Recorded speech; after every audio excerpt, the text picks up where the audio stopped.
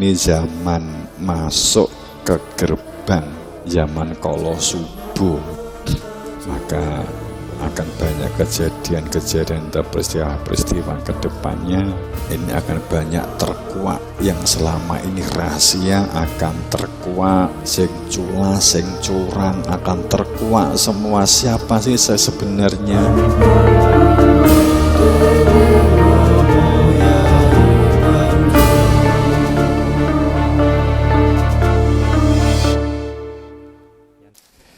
Jadi kalau bagi kita yang memiliki guru dari guru kita, ditunjukkan keberadaan tentang hidup, tentang hakikat hidup, tentang hakikat manusia.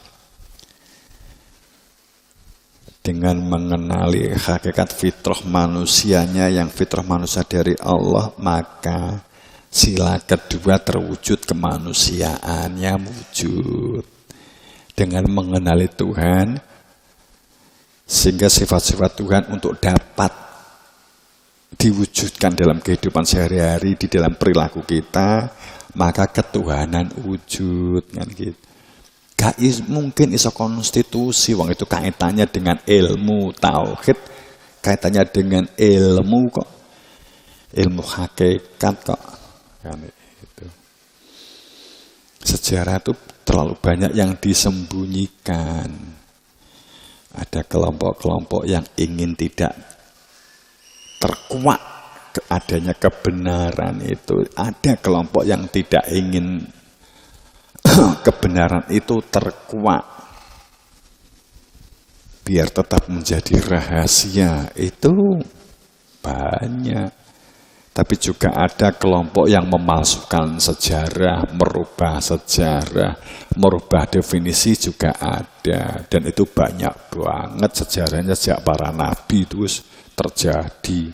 Apalagi sepenggal nabi. Pasti. Wong jelas duduk nabi, duduk rasul. Kok gawe rumusan, kesepakatan, fikih, syariat. Mesti nepsune terlibat. Wes mesti.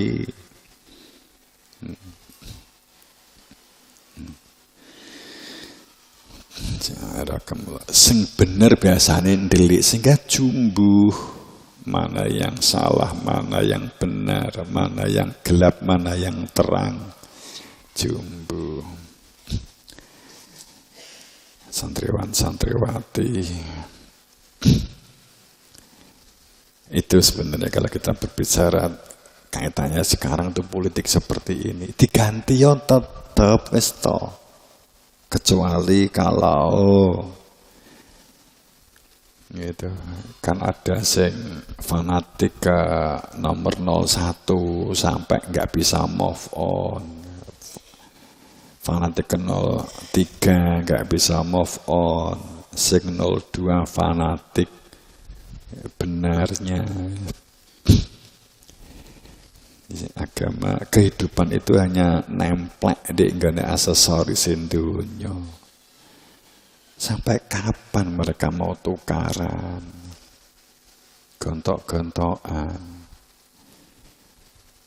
Jadi mereka mencari keadilan, kemakmuran yang sifatnya ilusif, delusif. Nggak pernah wujud.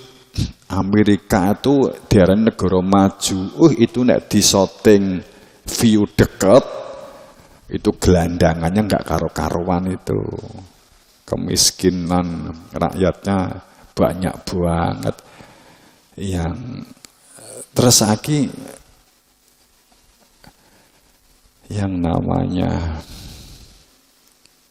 salah orientasi lah. Saya mau ngomong tentang saya kan wakil TikTok, media, bagaimana cara menjadi kaya.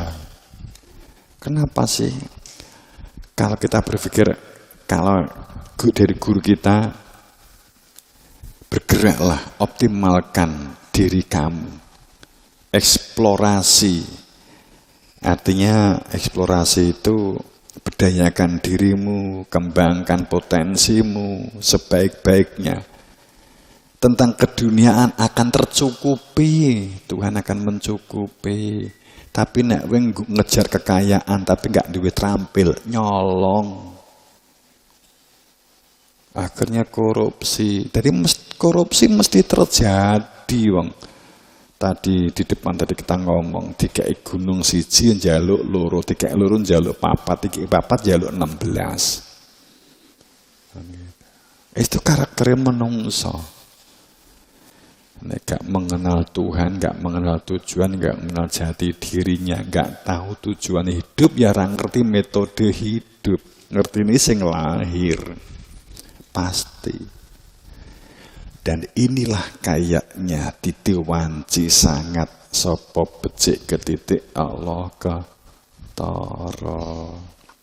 Ini zaman masuk ke gerbang, zaman kala subuh. Maka akan banyak kejadian-kejadian dan peristiwa-peristiwa ke depannya. Ini akan banyak terkuak yang selama ini rahasia akan terkuak. Sing cula, sing curang akan terkuak semua. Siapa sih saya sebenarnya? Sing salah lan sing bener ki sing di, sing salah sing di. Kemudian yang kebenaran itu yang mana? Yang melakukan pembenaran itu yang mana? Kiai ki sing bener ki ngendi? Kiai sing salah ki sopo? Kemudian ini akan dibuka semua, akan Allah menghendakikan dibuka semua, sehingga ini intip-intipnya sudah mulai, pengintipannya sudah mulai, ini sudah mulai. Makanya hati-hati lan sing waspada, latihlah mengendalikan diri. Jangan skeptis, positiflah dalam bertindak dan berpikir. Jangan takut untuk menjadi orang yang memiliki semangat. Jangan takut untuk mengembangkan potensimu. Jangan goyah hanya karena olokan dan bulian. Tetap bergeraklah. Walaupun itu adalah tampak hina umpamanya begitu, menyingkirkan sampah di jalan, menyingkirkan kotoran di jalan, kemudian dimasukkan ke tempat sampah, orang lain memandang hina, tapi itulah kemuliaan. Saya tidak ngomong doktrinnya. Jadi nek kowe nyingkrihne hanya duri di pinggir jalan, maka kamu dapat pahala. Tapi saya akan katakan maunya Kanjeng Nabi yang sebenarnya. Jika kamu peduli membuat perilaku manfaat dalam kehidupan, maka saat kamu menyingkirkan duri di tengah jalan, kamu kok melakukan itu, bukan masalah bentuk pahalanya apa sih, maka otakmu, amigdalamu, neuronmu, otakmu akan membentuk sebuah karakter kepribadianmu, sehingga otakmu ini akan menjadi beres, menjadi waras, dan kamu akan menjadi orang yang sadar, menjadi orang yang bermanfaat. Sehingga kamu akan sangat mudah menghayati kebenaran. Kamu akan mudah masuk kepada kebenaran. Kamu akan sangat mudah memahami sesuatu. Impactnya itu. Tapi jika tidak peduli semaunya sendiri, maka bodoh otaknya ini buntet. Otaknya tidak terwujud galur-galur sungai yang menghubungkan antara mata melihat, telinga mendengar, otak berpikir, tangan berterampil. Itu tidak akan dapat diwujudkan oleh otakmu yang menggerakkan pikiranmu, karena bergerak itu ada galur-galur di dalam otak.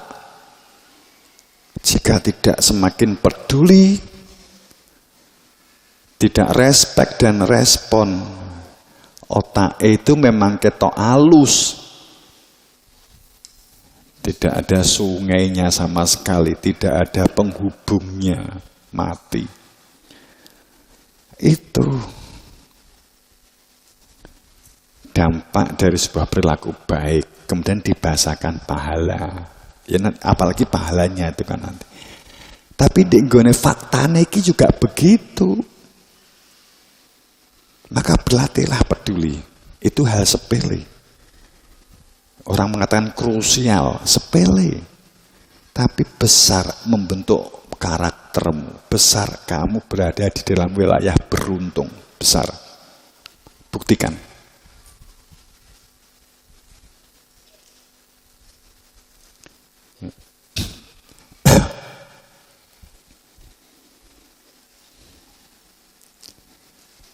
Roh, biasanya penghalangnya arep kok sampah, malu kan gitu. Lakukan saja. Akan membentuk karakter pedulimu. Saat ada orang lain datang, kemudian ternyata membuang sampah sembarangan. Kalau bisa komunikasi ya komunikasi, kalau tidak bisa ya ambil kembali, nggak usah ngersulo. Nggak usah ngersulo, nggak usah berkeluh kesah. Sebab kamu mengambil barang sambil berkeluh kesah, nggak ada manfaatnya membentuk karakter hidupmu. Lakukan dengan ikhlas, dengan tulus, akan memiliki dampak yang hebat di dalam pikiranmu dan kepribadianmu.